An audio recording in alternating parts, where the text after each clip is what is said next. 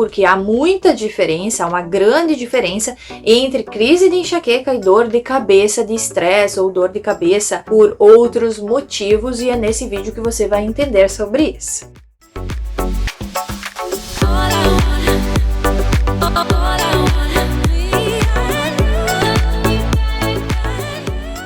E aí pessoal, eu sou a Vivi, biomédica, mestre em Fisiologia Humana e doutoranda em Naturopatia. E é um prazer, é uma felicidade para mim estar novamente aqui gravando mais um vídeo para vocês, falando sobre outro assunto importante relacionado à área da saúde. Se você é novo, seja muito bem-vindo, já se inscreve no canal para não esquecer e fique aqui juntinho conosco, acompanhando os diversos vídeos que estão já aqui liberados no canal. E claro, assim você também, ativando o sininho, você recebe as notificações de vídeos novos que serão liberados aqui no canal. É muito bom ter todos aqui.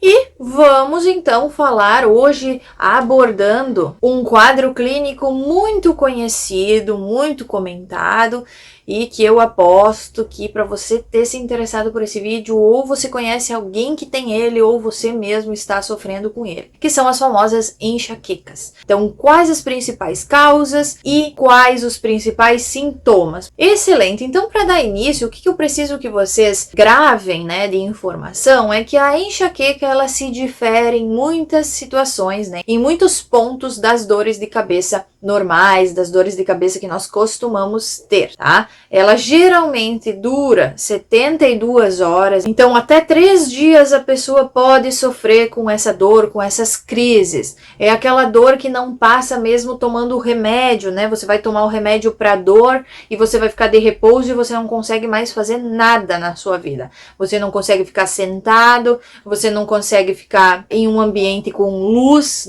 Isso nós vamos ver depois nos sintomas principais e aí vocês vão entender um pouco mais, mas a pessoa ela não consegue mais viver normal enquanto ela tem essa crise, tá? São dores muito fortes. E ela é uma crise que se repete, ela é uma dor que se repete. Então não é você ter uma crise e já querer o tratamento, tá? Para você ter o diagnóstico de enxaqueca, o médico vai, solicitar que você descreva essa dor, quantas vezes você teve já essa dor ou com qual frequência você sente essa dor, porque o diagnóstico ele tem um padrão diferente, há um mínimo de frequência para que o diagnóstico de enxaqueca seja determinado para o paciente. Mas enfim, o diagnóstico você só vai ter se procurar um médico. Então, o que eu preciso que você saiba é: verifique os sintomas, tá? Aqueles que eu for abordar aqui no vídeo, e veja se você está sentindo eles. E aí procure um médico para que ele faça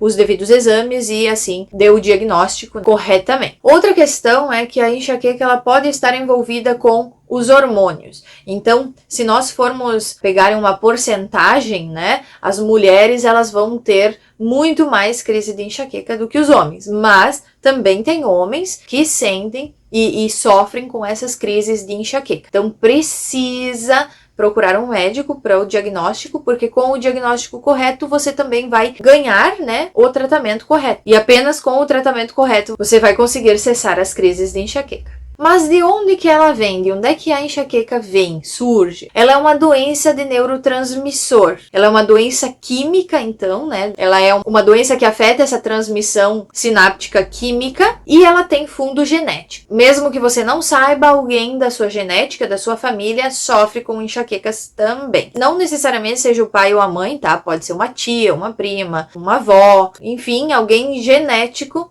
É de fundo genético, então mais alguém da família pode ter, assim como você pode passar para os seus descendentes, e esses descendentes, alguns podem desenvolver e outros não. Então tudo vai depender dessa questão, dessa situação genética. E outro ponto muito importante é que ela é uma doença. Diferente das outras dores de cabeça, que você tem uma dor de cabeça quando tem febre, você tem uma dor de cabeça quando você tem uma infecção, uma inflamação, tá? Que daí seria um sintoma. A enxaqueca ela é uma doença em si. Ela é a doença, tá? Ela é a doença e aí sim ela deve ser tratada como tal. Muito bem, então já vamos passar para a parte dos sintomas, que é o que realmente interessa, Para que você consiga então assim verificar se esses sintomas estão presentes na sua vida vida quando você tem essas dores de cabeça e assim procurar um médico. Lembrando que as dores de cabeça, elas se diferem. A enxaqueca de uma dor de cabeça, ela tem muita diferença. E a primeira diferença que eu posso comentar aqui é a questão da pressão, tá? Muitas pessoas, quando sentem dores mais fortes, elas aferem a pressão.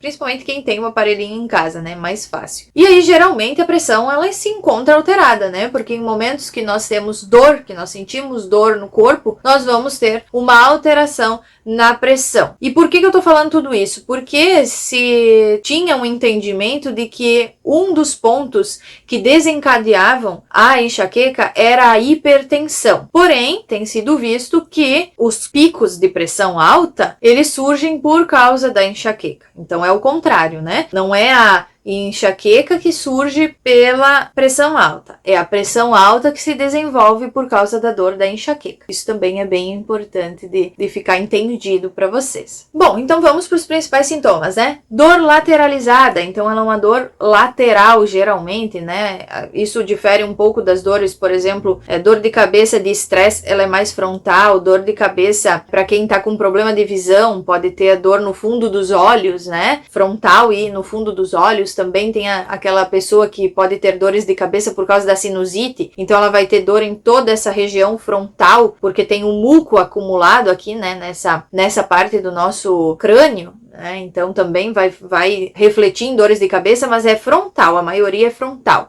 E já quando a dor é lateralizada, né, assim, ela tem essa característica maior de ser enxaqueca. A intensidade, ela é de forte a extremamente forte, ela não é uma intensidade média, ela não é uma intensidade baixa, tá? Ela já começa estourando lá em cima, que parece que tem que dar com a cabeça contra uma parede, porque ela não passa, tá? Ela é bem estressante também para o paciente, porque é uma dor muito forte. Ela é uma dor pulsátil, tá? Ela lateja, é como se tivesse uma pressão interna, tá? Alguns pacientes até relatam que parece que vai estourar, né? Vai explodir uma coisa dentro, então tem essa característica. E ela pode estar associada com náusea e vômitos, tá?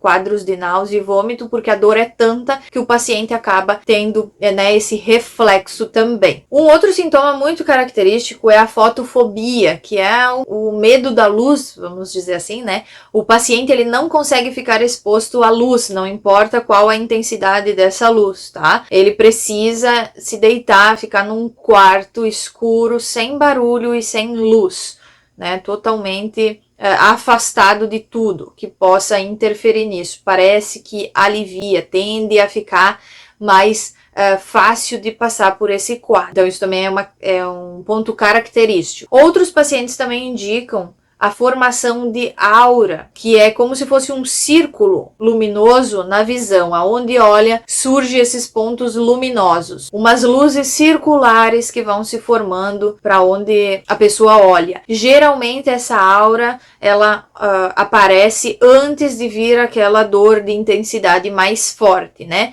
Começa essa luz e aí a cabeça começa a incomodar um pouco e aí o paciente começa a ver esses círculos, essas luzes circulares e aí sim, logo em seguida tem o início da dor de cabeça. Então é como se ela desse um aviso do que está vindo, do que está por vir. Mas tem pacientes que têm crise de enxaqueca e não aparece esse sinal, então não é uma regra, tá? E um outro sintoma que é um pouco raro, mas pode ocorrer, e eu gosto de trazer aqui porque, né, nunca se sabe quem que vai ter esse sintoma, é a sensibilidade nas extremidades, tá? Então nas mãos e nos pés, e também a questão de falta de palavras. Então a pessoa vai tentar se comunicar e ela não consegue lembrar das palavras que ela gostaria de dizer, ela não sabe pronunciar as palavras que ela gostaria de dizer. Isso também pode estar associado, pode ser um sintoma presente, tá? Claro que quando um sintoma desses aparecer, né, surgir, o mais importante é ir para o médico o mais rápido possível, né? Porque se vocês vão lembrar e puxar pela memória, esse é um dos sintomas também para pacientes com AVC. Como não se tem como diferenciar isso em casa, sem exame, sem a consulta médica, é importante que se chega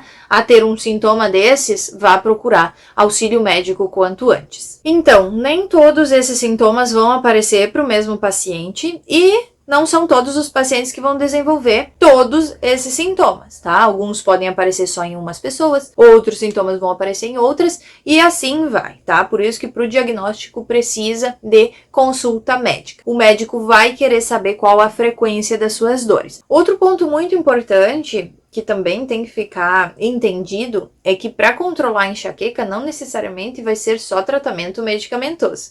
O paciente com enxaqueca ele tem que mudar a sua alimentação, os seus hábitos de vida. Mas isso vai ser conversa para um próximo vídeo. Então eu espero que esse vídeo tenha sido interessante, tenha te ajudado de alguma forma. Se ele te ajudou, não esquece de clicar no gostei aqui embaixo para deixar aquele joinha legal, tá? Assim você faz com que eu traga mais vídeos, continue trazendo mais vídeos, mais informações sobre as diversas áreas da saúde. Não esquece de se inscrever no meu canal, se você ainda não é inscrito, né? Faça esse favor, não dói nada e ainda assim você contribui aqui para o canal. Eu vou deixar alguns vídeos na descrição aqui do vídeo para que você, se tiver interesse, assista posteriormente, e vou deixar uma indicação aqui bem importante que eu acho que vai ajudar a influenciar pontos positivos na sua vida, né? Esses conhecimentos vão mudar a sua vida. Qualquer coisa eu fico à disposição, fiquem bem e até o próximo vídeo, se Deus quiser.